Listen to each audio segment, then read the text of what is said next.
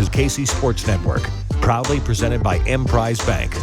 We're barely bowl eligible here on KC Sports Network. I'm Tucker Franklin, hanging out with Maddie Lane. A special Thanksgiving episode of Barely Bowl Eligible. Man. Maddie, happy Thanksgiving to you. How are you?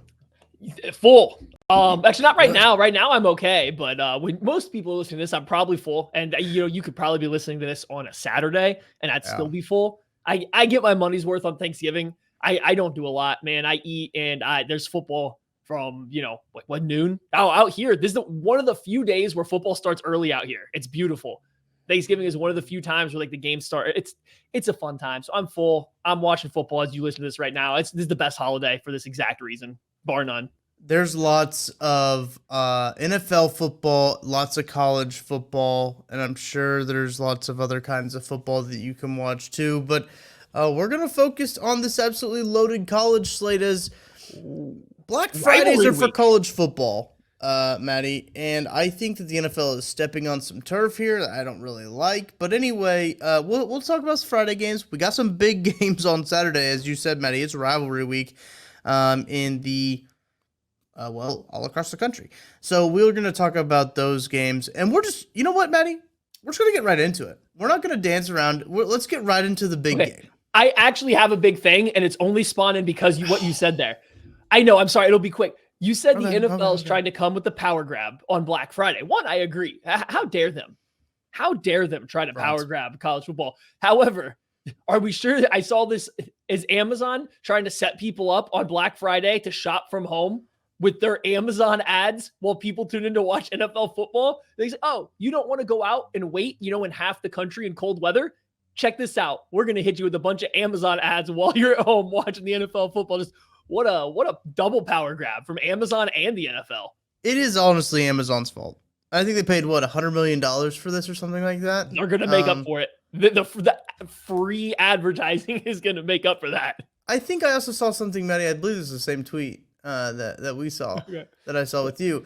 Is it said that they're clickable ads? Like you can add, like if you're seeing something, you can just go ahead and add it to your Amazon cart on the ad. Oh, that's pretty cool. Oh yeah, remember that Super Bowl commercial last year? Remember the Super Bowl commercial last year that had the QR code that everybody was trying to scan? Like they're going to try to put in a bunch of interactive stuff. And this might even be better. Like just being able to click it and add it to your cart. Or how many people are going to make accidental buys with like one click buying from their TV? Just sitting on the couch and try to do something. It's great. Great idea, Amazon. Like, no wonder you guys are billionaires. Like, you guys got the world figured out. They do. But they need to stay away from Black Friday because that's for college That's football. Right. But we'll talk about Black Friday games. But first, Maddie, we've got to talk about this game. It is the biggest game of the year. It's up there, right? I mean, yeah, I think this is probably the regular season college football game that is the most looked forward to. Yeah. So number 2, Ohio State travels to number 3, Michigan. Michigan favored by 3.5 points. This is in Ann Arbor on Fox. Big noon kickoff, 11 a.m. Eastern, noon Central Time.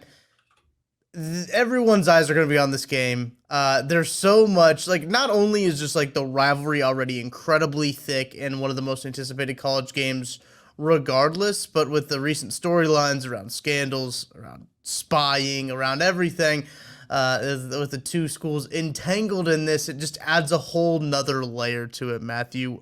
First thoughts on this one. Where do you want to start? Because I think we could spend probably a lot of time on this game. Where do you want to start with this one? I want to start last week for the Sickos, for the Sicko game. We went with the game of Harvard versus Yale. Yes, well, this week we're doing the game again in Michigan and Ohio State. And I got to ask you, who has the rights to the game? Which rivalry gets to be called the game, Tuck? Where do you stand on this? I think it's got to be Harvard and Yale because they're older. Yeah. And I just think that they probably had the claim to the name first. I would assume because Harvard was the first team to play football, right? Or I might be wrong on that, but they were one of the first teams to just play the sport of football. Yeah, they started 20-ish years, I believe. Just a quick Google search before Michigan, Ohio State did. So I think time-wise, they obviously get it, but in terms of what matters, I think Michigan, Ohio State might just be so big that they can just overtake them. They can perform the game coup. Maybe we just call it the coup. I don't know how this works. But anyway, that's where you got to start. This game, this rivalry is so big that it legitimately is called the game. Like, you don't need a fancy trophy. You don't need a brass boot, belt buckle, cup to drink out of. They just call it the game. And what you get is bragging rights. What you get is getting head coaches fired if they can't get over the hump. Like, that's your reward. So there are very few rivalries in all of sports, in any kind of sport, that really come close to this. I think there is real hatred between these two programs. The fact that these past few years that Michigan has been good enough to knock off Ohio State and it has turned back into a real rivalry has been great. Everybody has talked about this game since March. I wasn't here when you guys did the Big Ten game preview. I guarantee you and Matt Miller talked about this game, previewing this conference as like, hey, we'll find out everything here. And that's in the summer. People already talking about this game. It's like, I don't think many other matchups in sports come close to this, Tuck. No, I don't think so. And this might be one of the biggest rivalries, just doesn't matter of like what sport. Like, I do think that Michigan, Ohio State rivals Auburn and Alabama. It rivals Yankees, Red Sox. It rivals Raiders, Chiefs. I think it's bigger than a lot of those. Like, it's bigger than the game itself. Like, those schools, those states hate each other. I mean, the coaches are chirping at each other. You had Jim Harbaugh, what was that, last year before, in one of the years, he said that Ryan Day was born on third base, thought he hit a triple. You got the just the chirping back and forth between like the old coaches as well. Jim Harbaugh will not be on the sidelines for this game, will not be in the venue for this game because of the suspension that apparently was an investigation that was started by Ohio State to get them banned for sign stealing. Yes. Illegally started by Ohio State. I think it's a mess. We should start there. Harbaugh's not there. Sherrod Moore will once again coach the game. Like, by the end of the season, if they play. Oh no, I'm trying to think of how this plays out for Michigan. There's a chance that Sherrod Moore coaches like 50% of the games that Jim Harbaugh does this year for Michigan, because he did one earlier in the year. Yeah, he'll finish the regular season with, like, he'll have been the head coach for 4 of their games. That's just kind of funny. He's been really good. I think this is also like an audition for him to either be the next Michigan head coach or to be another team's head coach. But not that you can point to something specific, but I bet Michigan, the team and fans, would feel a little bit better if Big Jim was out there. Just, the experience, it's funny. Jim Harbaugh's level-headedness during a game, outside of the game, probably not, but during a game, like, that kind of stuff matters a little bit. I think you could argue that the offense has had 2 of their lesser performances without Jim Harbaugh on the sideline. So there's some stuff there in which Michigan fans would obviously want him to be there. However, this team has plenty of bite without him. But on the flip side, Ohio State's playing their best ball of the year the past few weeks. They've been on an upward trend. Michigan's kind of stalled out. There's a lot going on. You never know when these teams are trying to hide something from one another. So we don't know where we go. But it feels like Ohio State's kind of trending upward while Michigan's just kind of treading water right now. For sure. And I think that kind of, Maddie, I think that's a good progression into the kind of the quarterback play, because Kyle McCord continually gets better each week. And there's been some people down on J.J. McCarthy. This podcast has not been down on J.J. McCarthy, but some people have gotten down on him just because the Wolverines have run the football a whole lot recently. And people are saying that, like, that's like me, like, kind of playing it coy. They have ran the ball a lot. They've relied on the run game very heavily. So some people are kind of taking that away from J.J. McCarthy when it comes down to he relies on the run game a little bit. This game's going to be really interesting because I think Ohio State's defense keeps getting better and better too. When it comes up against to Michigan's offense, and Ohio State probably has the biggest just wild card, trump card of them all in Marvin Harrison Jr., who can make a big play happen whenever he gets the ball in his hands. So it's going to be one of those matchups where there's just there's a ton of layers to it, not only narratively but like on the field as well. It's one of those games that you did mention. Matt Miller and I did talk about it. Like, okay, this is pretty much the Big Ten championship, and I can't wait until next year when the Big Ten gets rid of divisions and they don't have to basically just have their championship game 2 weeks basically before everybody else has their championship game. We just play this game back-to-back weeks. Yeah, so yeah, pretty much is what's going to happen. But one team's going to be the home team on the scoreboard, one team will be the away team.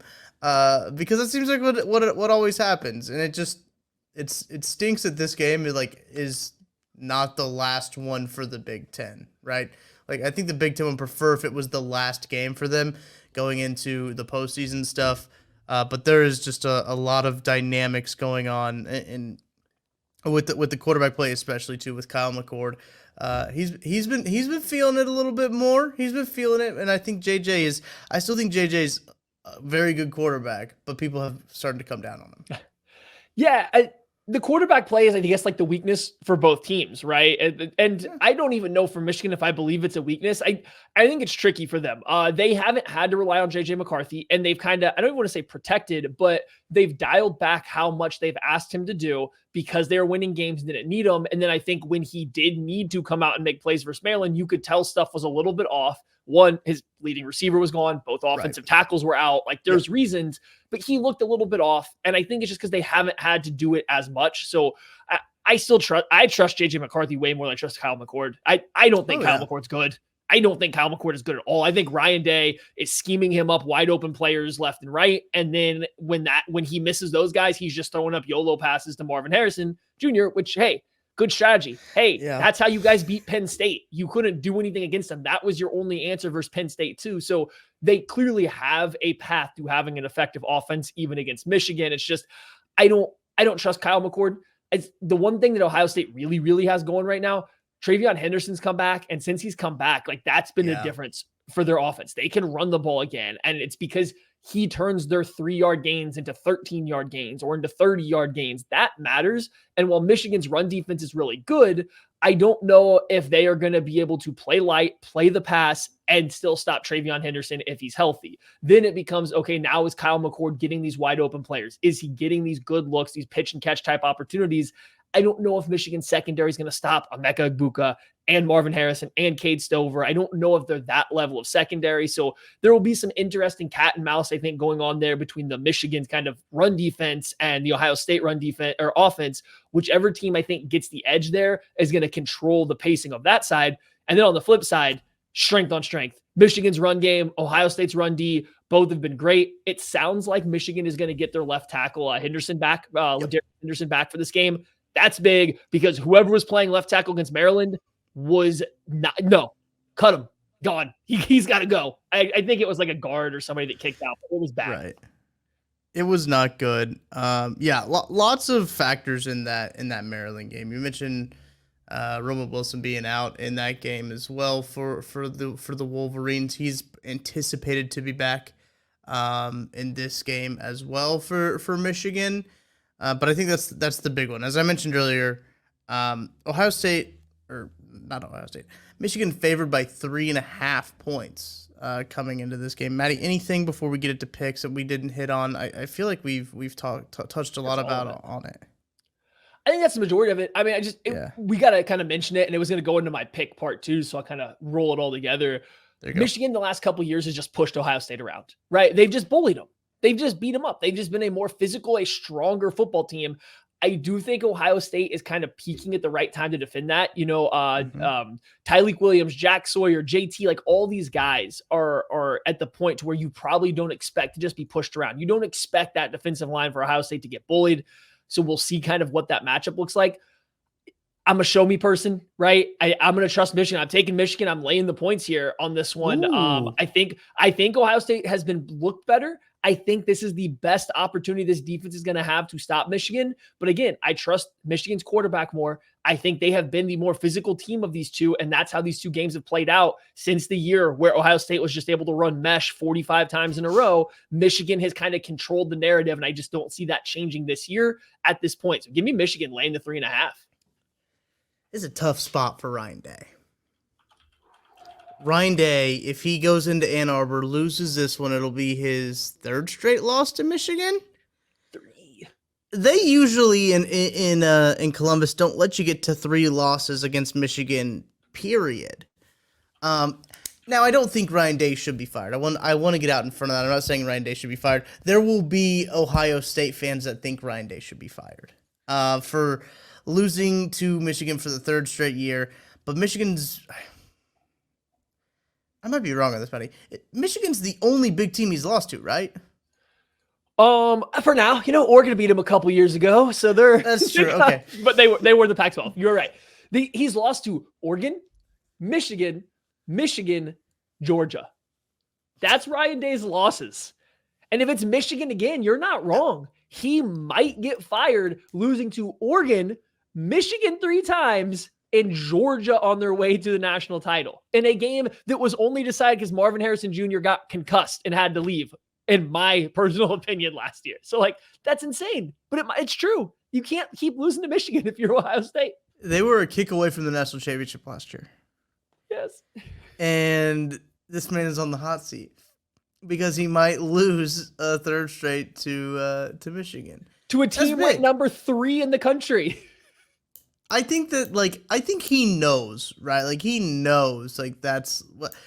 I don't think Ohio State will fire him. I want to say that. I don't think they should fire him. I think Ryan Day is a good coach. I don't think they should fire him. I know there will be some people, Ohio State fans, probably calling for him to be fired. And you know how people are. They'll find things to fit their narrative about Ryan Day and everything. I think this is a big game for him, obviously. No duh, Tucker. Thank you for that. I'm very interested to see how Harbaugh not being at the facility in the venue impacts this game. I'm going to take Michigan in the game, but Ohio State covers. I think it's closer than 3.5. I'm taking Ohio State to cover, but I'm taking Michigan in the game, Maddie.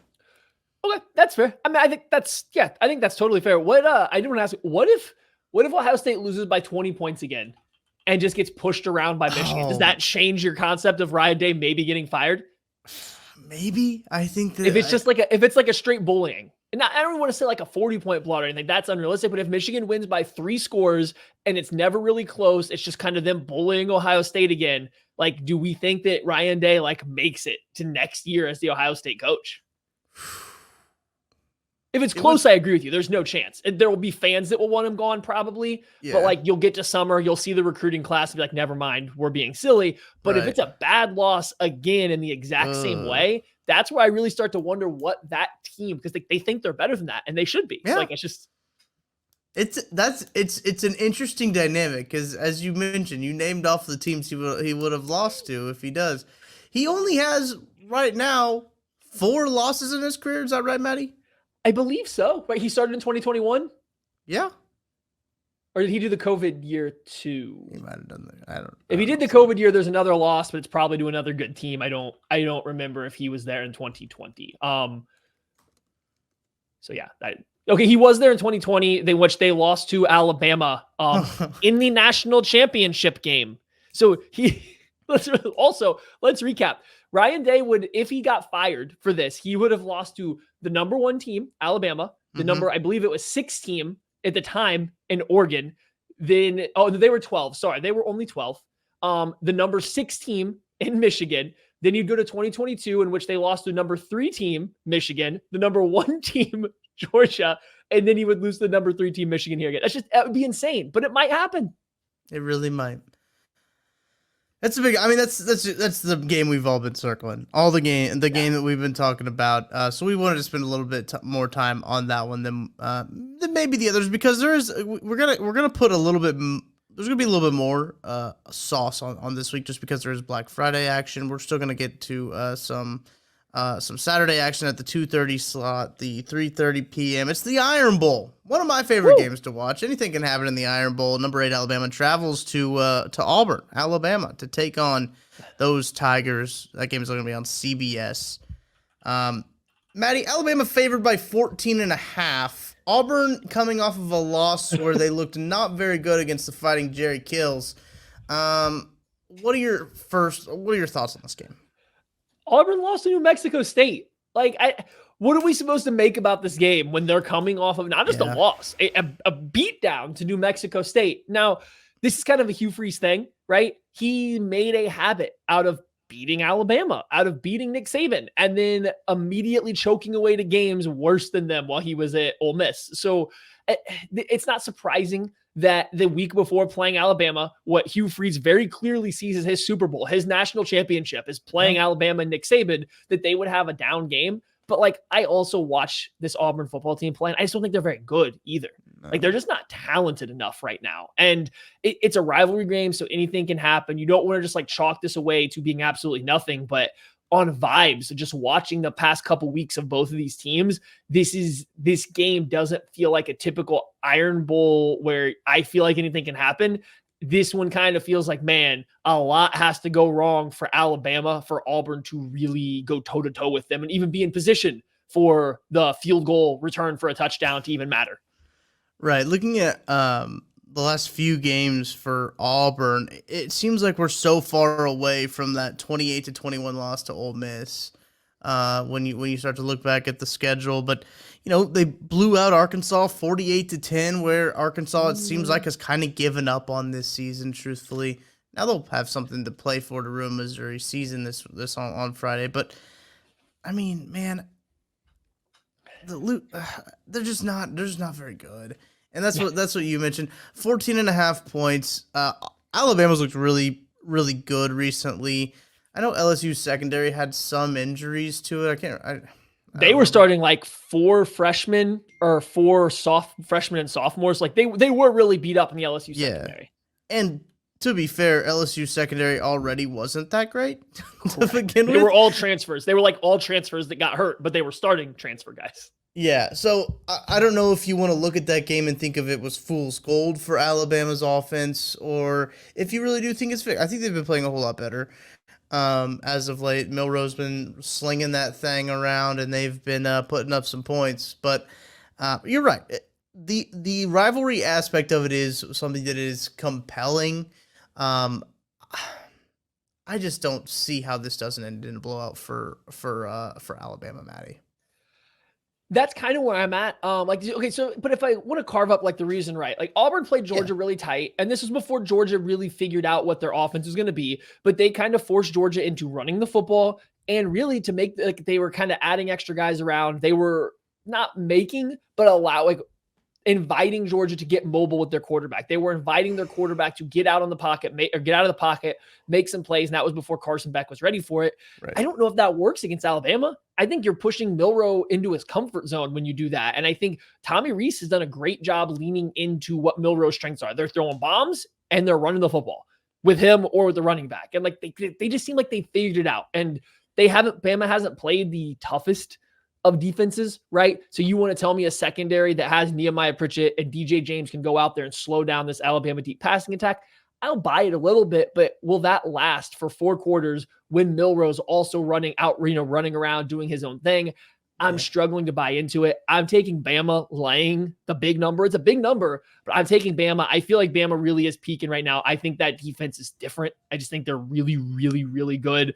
I don't see Auburn getting a lot done here. Hugh Freeze would have to be on his A+++ game to even touch 20 points to me. Yeah, I'm taking I'm taking Alabama as well. I was just thinking about the Georgia-Auburn game. I'm taking Bama as well just because like I try, when we talk about these games, Maddie, I try to think of a path for the other team, right? Try to think of a path of all victory, but for Auburn, man, I just don't feel good about them. I don't think they're a good football team. They did just get blown. They got blown out by New Mexico State. The game they kicked a sad field goal at the end. Like, what am I supposed to do with that heading into this game? How am I supposed to see that and think that they can hang with Alabama? I can't think that. Sorry, I get Auburn. it. I'm with you. That's a bad look. I really wonder how much that pushed the line up too. I wonder what the line was before that game. Like, I wonder if it was closer, like even 10, like just something a little bit closer. Cause this is a pretty big line. Bama blows out Chattanooga or whatever, but Auburn fumbles the bag to New Mexico State. I bet that caused quite the line movement. Literally fumbled the bag. Auburn plus 500 on the money line. I'm looking real quick to see the trend on this here. So yeah, just really big. Yeah, it looked like it was down to 10.5 a week ago. It was down to 10.5 a week ago, rose all the way to 14.5 just 3 days ago. So, that's a tough one for the old Tigers. But Both riding with Bam on that one. Maddie, anything on that one before we go? We good to move on to? Yeah, I think we're good. We can roll on away from the Iron Bowl. Other years it's been a little bit more intriguing. Hopefully next year, Hugh Freeze has got the talent. The guy's playing a little bit better, and it gets to be a more fun game again. I think this year it might be a bit of a dud. I think so too. We're gonna move on to the Palmetto Bowl in in South Carolina and Clemson. Good rivalry. I mean, this is a fun rivalry historically. I always see some great games out of this. Number 24, Clemson travels to South Carolina. This is in Columbia. This will be on the SEC network. Clemson favored by 7 points.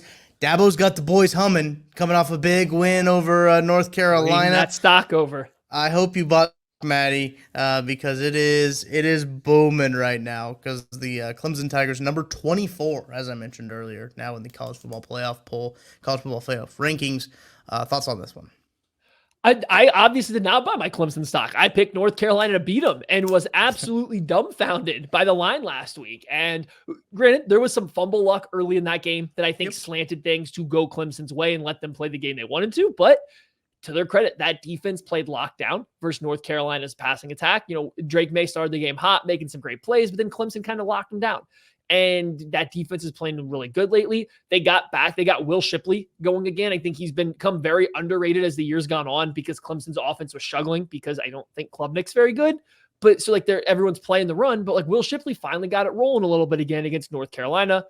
Bad defense, but hey, guess what? So South Carolina, this Clemson offense might have back-to-back games here where the offense looks pretty functional. They might look pretty good for back-to-back weeks here to finish the game. This has become a lot more interesting game because Clemson is kind of trending the right direction. I believe the college football playoff snuck them into the back half of their top 25 rankings off of that, which doesn't mean anything. But Clemson, if they keep winning here, if they win this game, they might be looking at a lot better bowl game just because they're going to finish strong and everyone's going to know who the brand is. So it's probably pretty big for them. I can't remember who I heard say this, Maddie. But the committee uses 6 to 25 to justify 1 through 4. Usually. And so sneaking Clemson in at 25 probably is it's a Florida State move. Is a Florida State thing. Is trying to bump up that resume there. I saw some people say that's the committee is keeping Tennessee in the playoff rankings to help Missouri. That's number one. No, it's to help Georgia. Right, it's to help Georgia. And to think that the committee would help number 9 Missouri by keeping Tennessee in the poll is wild. Anyhow, don't need to get on my soapbox about that. Looking at South Carolina's last few games, they've got a bit of momentum coming into this. They had a pretty good looks against Jacksonville State, which I thought that they were going to lose. I really thought they were going to lose against Jacksonville State, coming off of a thumping to Missouri, and then Texas A&M goes out and thumps them. I was like, oh, this team is losing to Jacksonville State. Rich Rod had those boys humming in Jacksonville, and they win that game. They win big against Vanderbilt, and then they sneak out a win against Kentucky. So they got some momentum coming into this game. In terms of it, both teams are having some momentum. Clemson, obviously, with everything Dabo's been doing. Getting those boys firing all cylinders. But have they both won 3 in a row? 3 in a row now? That sounds about right. I think Clemson so. Off the top of my head, yes. Mm-hmm. Yeah, I'm just a little bit interesting. South Carolina needs this game to go bowling. They need this for bowl eligibility, so that's big for them. Conversely, South Carolina beat them last year. South Carolina beat Dabo last year. Beamer and Dabo have the same record against each other in this head-to-head here. So, just that probably throws a little bit of extra gas on the fire for Dabo and the Clemson Tigers. We have a little bit of a game that matters. Before we get to the picks, I do want to say, I said it last week, Devontae Walker versus Nate Wiggins. Great matchup to watch. Nate Wiggins started the game, or Tez Walker started the game really good. Wiggins, as the game went on, kind of shut him down, made it really difficult. Good showing kind of for both guys, but Wiggins got the best of them. This week, Xavier Legette, one of the best wide receivers, probably one of the most productive wide receivers in all of college football this year for South Carolina, is rolling in now. Nate Wiggins has to handle the 6'4", 220 pound, or I guess 6'2", 220 pound Xavier Legette, good athlete. We'll see how he does in the second of the back-to-back challenges to end the year for him. I think that's a good matchup to keep your eyes on. Xavier Legette, I believe, part of the big reason they've been winning games has gotten healthy. He struggled with Yeah. some injuries kind of early on in the season. Him being able to stay on the field, obviously, a big thing.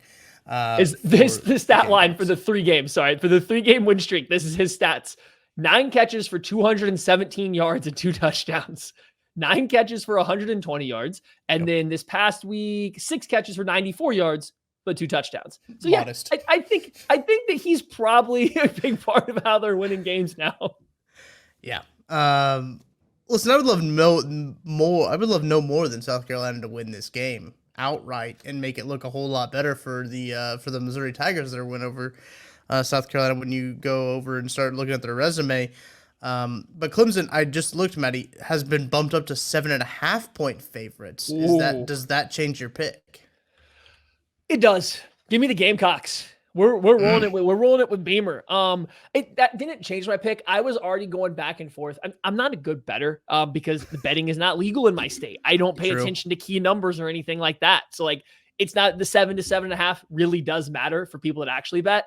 For me though, no. I think it's going to be a close game. That's all I was leaning on. So I will take the team getting the points, especially when it's around a touchdown for South Carolina. I think they'll keep it close. I really wanted to lean in with Clemson here, but I'm going to believe in the better quarterback. This is, again, better quarterback. Coach probably goes to Clemson, especially because I really like Garrett Riley. They have going on over there on the offensive side. I think he's figuring it out a little bit for him. So I'm just going to trust Spencer Rattler going out with a bang. The Rattlesnake gets one more in him before he heads off into the sunset. Give me the Cox outright. I'll take him to win. Woo! I'll take it to win. That plus 250, hammer that sucker at home. Love me a home dog, Maddie. You know that. You know I love me a home dog. Let's get into the wild card games. Is this the final Civil War?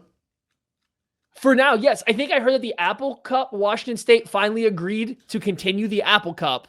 Yes. Oregon State and Oregon have not agreed to do the Civil War. Again, sadly, it's not called the Civil War, I guess now. Like they have, I don't know. We're doing the Red River Shootout thing again. Let me look up that name. Anyway, if Oregon State is what we're talking about. Let's dive into this one a little bit because Oregon State coming off of a good showing against Washington. Number 16 Oregon State traveled to number 6 Oregon. They have another opportunity to play spoiler to a top 6 team in the country. This is at 7:30, 8:30 p.m. on Fox. Matt, is this on Friday? This is a Friday game. Perfect. This is our Friday nightcap. This is a great Friday nightcap.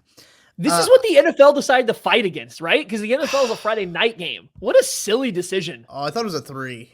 Oh, is it 3? That's a lot smarter.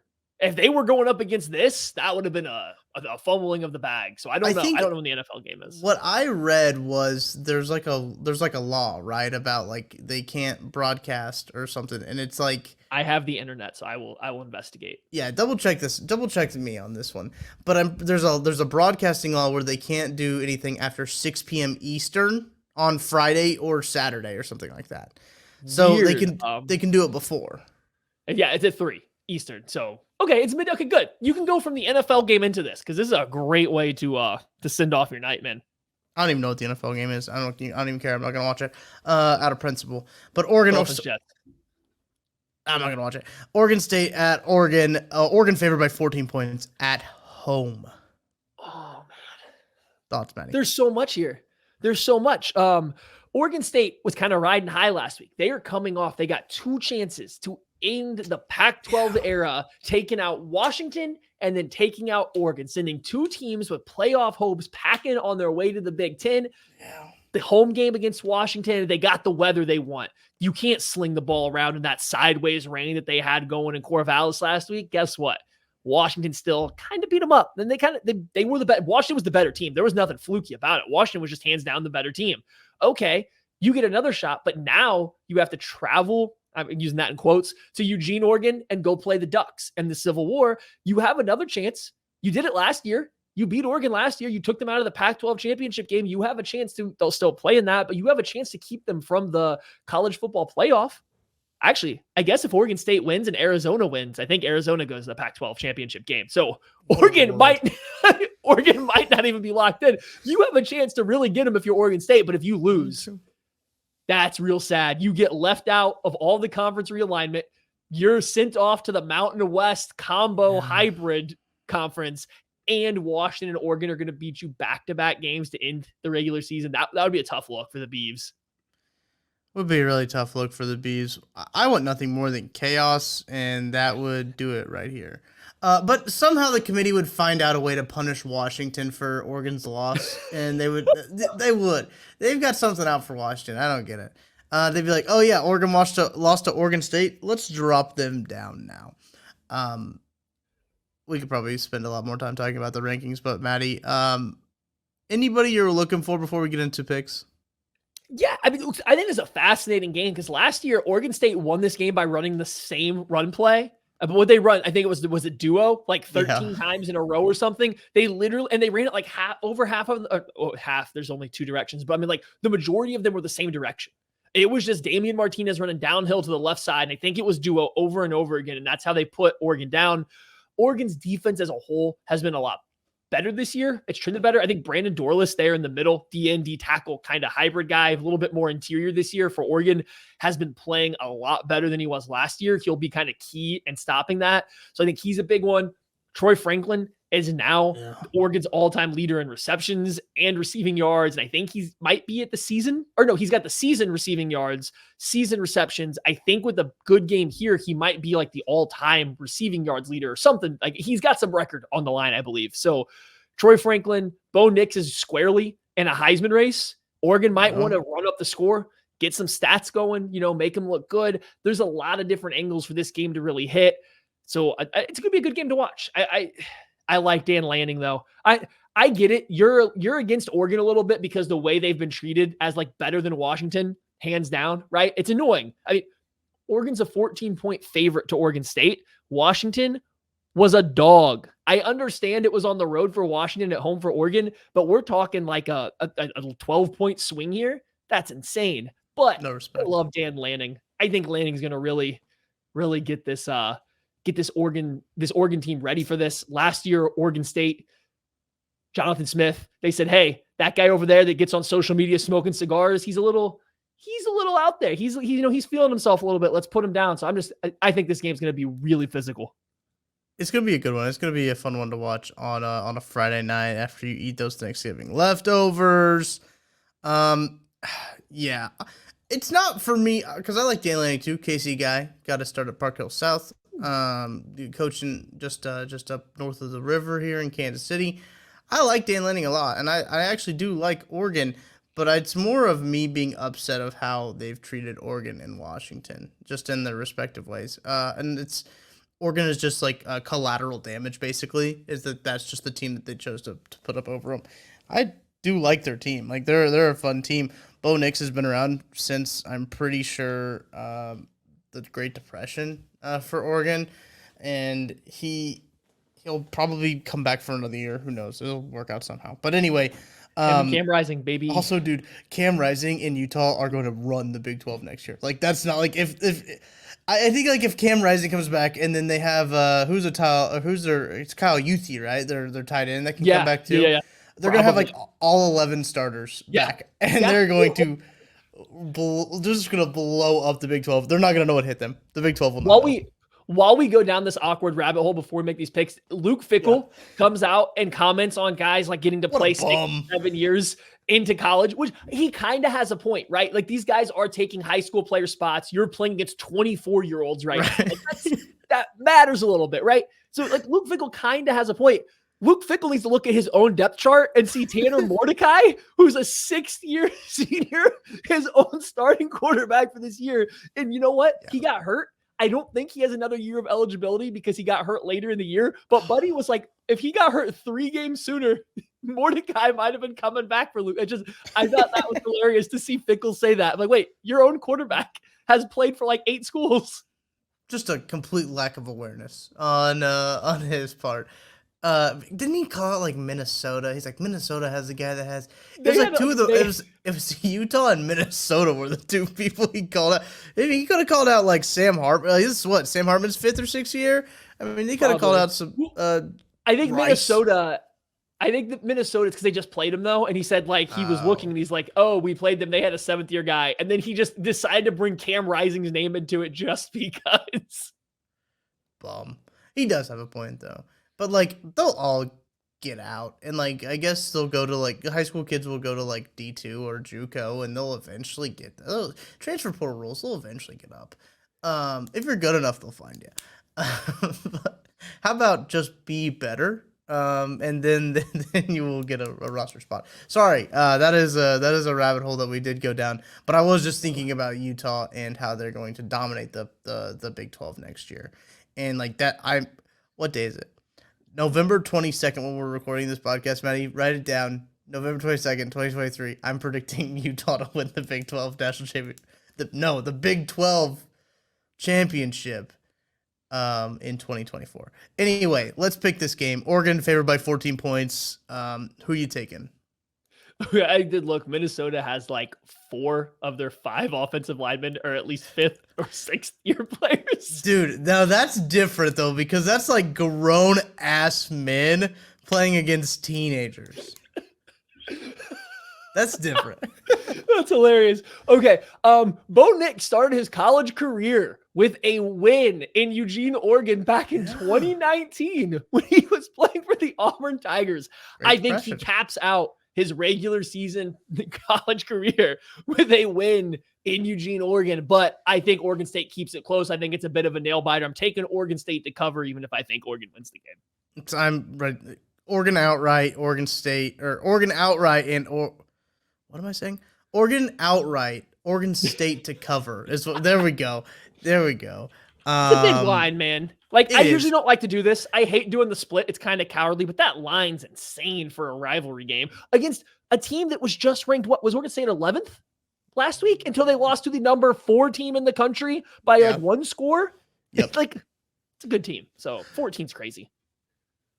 I started thinking about what the committee's doing with Oregon State, because they can really benefit Washington or Oregon, really, if they rank Oregon, like depending on where they put Oregon State in the final rankings.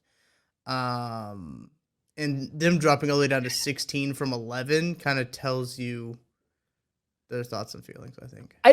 I think Washington and Oregon are kind of safe. Like, I think a lot would have to happen for the Pac-12 winner to not get in. Now, I guess it gets dicey. If Oregon State steals a win and, Oregon still ends up going to the Pac-12 title game and beats Washington then it gets dicey. Yeah.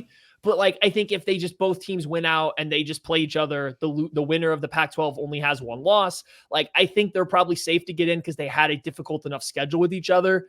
So I don't know if they need the Oregon State help, but this will be, if Oregon State loses, that'll be their 4th loss. They're better than Tennessee, who's still ranked. So like, they can't put them below Tennessee. Oregon State's actually beat real teams. Tennessee is not. Correct. Let's move on to our other Friday game as we're looking at UTSA, the Roadrunners. Traveling. Listen, Roadrunners 8-3 this year. Watch out for the Roadrunners as they travel to Tulane, who right now is number 18 in the country. They are the leader in the clubhouse for the Group of 5 New Year's 6 bowl team. Yes. As they are 10-1, they are hosting the Roadrunners of Texas San Antonio on Friday at 2:30 p.m., 3:30 Eastern Time. This game's on ABC. Matthew, thoughts on this one as Tulane is favored by 3.5? Well, the last UTSA loss was to that very same Tennessee Volunteers team I was talking about earlier, back in September. Since then, UTSA has gotten healthy. Frank Harris has come alive again. I think he was a little banged up. They entered into the American Conference play, and they have been kind of handling business on everybody. Nothing's even been close since their game with Temple. They're kind of putting it on teams. So this is a big game. I think UTSA is coming with a lot of momentum. Obviously, Tulane is too. Is their only loss still to just Ole Miss early in the year? Did they drop 2? No, they have 1 loss. Well. It's just to Ole Miss. It's just to Ole Miss, and like it was a 17-point loss. So with the backup quarterback, Pratt wasn't even. Pratt didn't play. Yeah. Mm. like both these teams are good. You don't want to watch the NFL. That's fine. We got some Roadrunner versus Green Wave action coming right at you. Right. And so I do think this really is a good game. This is going to be who gets to go and play for the American, championship. This is a fun one. I think Frank Harris, like I said, he's another like 6th, 7th year quarterback, but he's very good, especially for the group of 5 play. If you want to flip over to like the wide receiver room for UTSA, DeCorian Clark, I think has set a lot of different, stuff. Sorry, not DeCorian Clark. He was there last year. It's one of the Cephas brothers now is the guy that is now running that room. What's this one's name? Joshua Cephas is who it is. Clark was there last year. They've had good wide receivers in and out. They've actually had guys transfer out. DeCorian Clark's actually injured, so I don't think he's playing. But Joshua Cephas is setting all sorts of records for them right now going on this year. Good wide receiver, good connection with Frank Harris. But when you flip it over, Tulane has been resting guys all year. The rumor out there is that they've not been playing possum, but they're like, hey, we're better than everybody else in the American. The American's really down last year. This year, let's just make sure we're healthy down the stretch. There's a lot of people that seem to think Tulane's really just kind of coasting until a big game comes along. So we'll see how that looks. I think talent for talent, Tulane should win, but I'm not letting UTSA, go too far into the radar. I really think that passing game with Harris and Cephas can get things going. Tulane, when it comes to covering the spread, Tulane is 4-7 this year, and I think that kind of plays into the narrative a little bit of maybe not playing all the way through the whistle, in figuratively. But I will think what is interesting, the American added more teams this year because they had Houston and BYU and Cincy and all those Big 12 teams go in and to the Big 12. So I mean, they got UTSA. Is UTSA a new one into this conference? The American? First year, yes. Yeah, yes, okay. This is their first year. Because I know it was like UTSA, North Texas, UAB. Is this UAB's first year in there? Yes. And maybe they're second, but regardless, they've seen a lot of turnover in this conference. And Rice. No, right. I don't think Rice. I can't remember now. There's a bunch of there was like 4 Conference USA teams that went and joined the American, which lateral move, by the way. I think that Tulane is going to, especially at home, big game for Tulane to go to the American Championship. Who would they face in this game? SMU? I don't know this. Oh yeah, SMU, and SMU's defense has been playing real good over there. So, fun fact: we were spending some time talking about 6th, 7th year players. Frank Harris, definitely a 7th year quarterback for UTSA. He was a freshman in 2017. I mean, Michael Pratt's been there for a minute too, hadn't he? I don't think. No, not that long. He's not been there for that long. Right? I think he's just a senior. I think he's just a normal run-of-the-mill senior, whereas Frank Harris has got his law degree.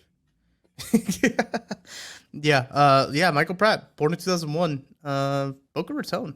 So, shout out Boca Raton. Shout out Boca Raton. Shout out FAU. It's a little homecoming for him when he went and played FAU this year. I'm looking at the line here of 3.5. I'm taking the Tulane minus 3.5. I think it's a big win for the Green Wave. Maddie, what are you taking? I'm going to take UTSA just to root for kind of like the underdog. I think Tulane's probably a better team, but like I don't think they have played as well this year. I don't know if I'm fully buying in on the they're just kind of stay healthy. They're trying to fly under the radar narrative that I think some people have going right now. So give me the Roadrunners. Give me 7th year Frank Harris. Again, grown man. He's like Tucker's. Is he your age? Michael Harris, 2017. If he was a freshman, no, he'd be a year younger than me. Okay. So anyway, Tucker's out there playing quarterback for UTSA versus some 20-year-olds playing in Tulane. Like, you know what I mean? I don't know. I'm gonna ride with the Roadrunners just based on that logic alone. I'm good with it. All right, let's wrap it up with our Sickos game of the week. This is a 6:30 kickoff, 7:30 Eastern time. Ole Miss Thursday. This is your Thanksgiving game. Yes. This is your post-nap game right here. Mississippi State versus Ole Miss. Now, on paper, Maddie, to be fair, not that great of a matchup. Ole Miss only favored by 10 points, though. Thoughts on this one? I think a lot of it is another big rivalry. The Egg Bowl, legitimately anything can happen. And Ole Miss is not like the level of an Alabama to where they are just so much more talented that they are going to run through this. Ole Miss lost this game last year when they were a better team. One of the issues was Lane Kiffin was like on the phone with Auburn and then going to coach, and then on the phone with Auburn, and then going to coach. So there was some stuff going on there, but Ole Miss is the better team. They should win. They should be a little bit more locked in for this one. It sounds like Jackson Dart is going to play. I think that was a little up in the air. So it would be an upset, I think, if Mississippi State on another interim coach now can take this one. Yeah. But it's on a holiday. It's the Egg Bowl. Legitimately anything can happen. I'm taking Ole Miss in the 10. I'm jumping right to it. I'm Mississippi State on their second interim coach this season, basically. I guess did they make him the full coach? Did they remove the interim tag from him and then just fire him 4 games into the season or something crazy like that? I think so. It was he made it farther than 4, but made him. I know I've been dramatic. But it was never I don't think they ever hired him to be the coach, full-time coach. I don't know how it works, right? I don't know. I think they hired him to be interim coach, and they just kind of went into the year and hey, if you do good, you got it, and if you don't, you don't. I don't know. It's very weird how that situation went. Very weird. Quit watch from Mississippi State to me. I don't know. I don't know how that team can roll out there. I get it's a rivalry game. I get you want to win this. You don't want to lose it.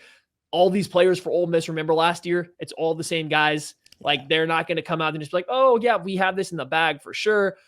Cool. Mississippi State came out and waxed Southern Mississippi last week. After this happened, they already got their little interim coach boost. I think they're back into SEC play. Do they even have they're 1-6 in the conference right now, right? Yeah. The only team they beat was Arkansas. Do you know the score of that game, Tucker? Yeah, 7-3. 7-3 is their only win in the conference. What am I supposed to do with this? Give me Ole Miss. What am I supposed to do with that? Right? What am I supposed to do? So give me Ole Miss to win this game just because of that. I know it. Just because of that. Give me Ole Miss laying the 10. I don't know. Mississippi State's in a spot. Yeah. It more has to do with Mississippi State than it does with Ole Miss, I think. But what a game with 85 passing yards. Yeah, that game was a 1920s game. 7-3 is the lowest scoring SEC win in since the war. What an Iowa game. Yeah. Iowa plays Nebraska, by the way, this week, and Nebraska's favored? They won last year, That's just fair. Nebraska needs to win to go bowling. Maybe they'll get it here. Bro, they've lost 3. Has it been all Big Ten West teams as well that Nebraska's lost to? So Nebraska needs 1 win to go bowling. They've lost 3 in a row with a chance to do it. It was overtime against Wisconsin last week. I mean, they had a shot. They lost to Michigan State by 3, to Maryland. That's not a Big Ten West team. By 3, and then to Wisconsin by 7. And now they have to go play the Big Ten West champion, Iowa Hawkeyes. Best of luck to those Huskers up in Nebraska. That's a Friday game too. That is a Friday game. There's plenty of football to watch, so you don't have to watch the Dolphins beat up on the Jets. Well, no, we're not going to talk about it. That's going to do it, Maddie, for this week's episode. Any final thoughts before we go? You know what? No, I have no more final thoughts. I think we have covered enough here. We're out. We're done. Enjoy the games.